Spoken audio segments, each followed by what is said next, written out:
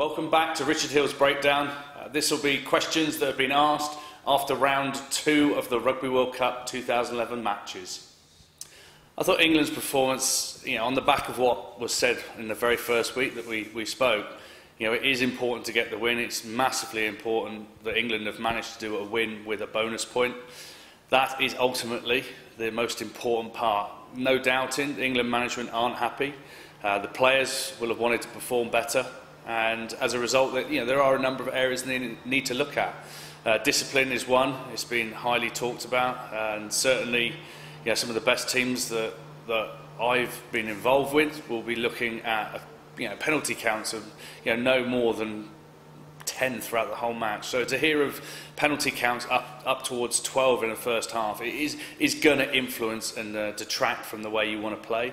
And certainly Georgia were no mugs. They came in completely as we expected, wanted to disrupt. I thought they were very effective in their ball carrying and some of the yardage they made. But England's discipline was poor, and more importantly, it's individuals who are transgressing on the wrong side. And it wasn't as if England needed to give them away. They weren't under a huge amount of pressure. They must trust their teammates, and they would have had the capabilities, I'm sure, to have made sure that Georgia wouldn't have scored the tries. Massively important for confidence. Happy for happy.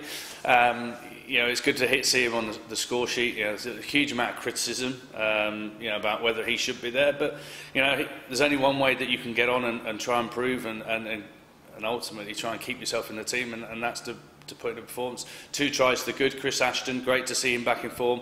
I'm sure that there's confidence from him.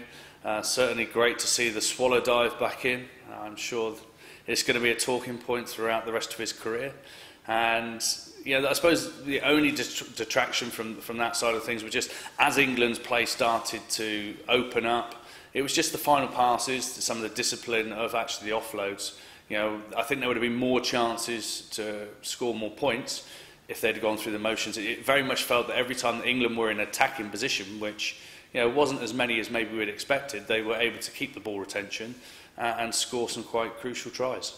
Well, we spoke about in week 1 or round 1 the minnows, and nothing has changed throughout the tournament. It's been great to see everyone really applying the pressure. I'm sure there's teams who would love to have seen themselves produce an upset, and we look at the one critical game, I suppose, in terms of how we view the quarterfinals, and that was, of course, the Ireland-Australia match.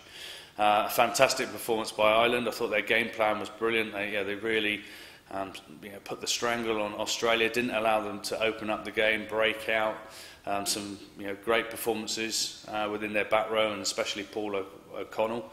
I thought he certainly led from the front and a critical performance. So that has, I suppose, probably challenged some of the teams that thought they were going to have an easier run to the final, potentially, to what could be, what people are talking about, the Southern Hemisphere versus Northern Hemisphere reaching each other in the final.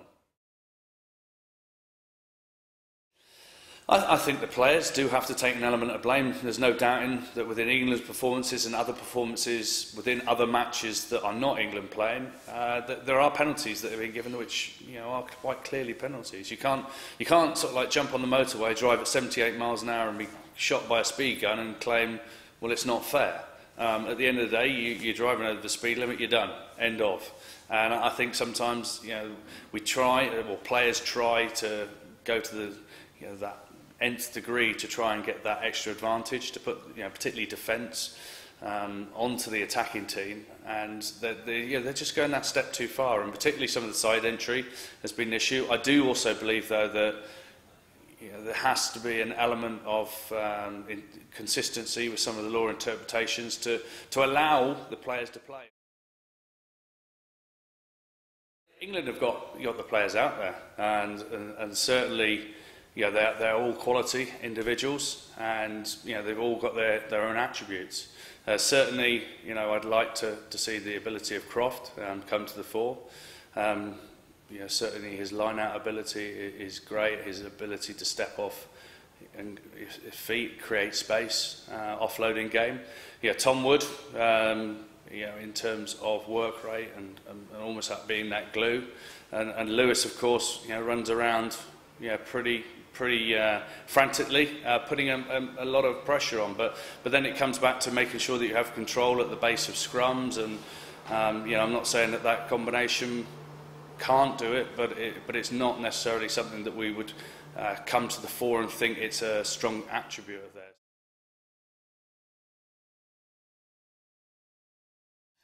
I think there's similar roles. I don't think Jono's leadership will have changed much, but it's just the way he can influence now.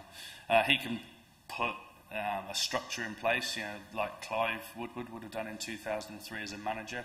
He will set out, along with his coaches, how he wants the game to be played.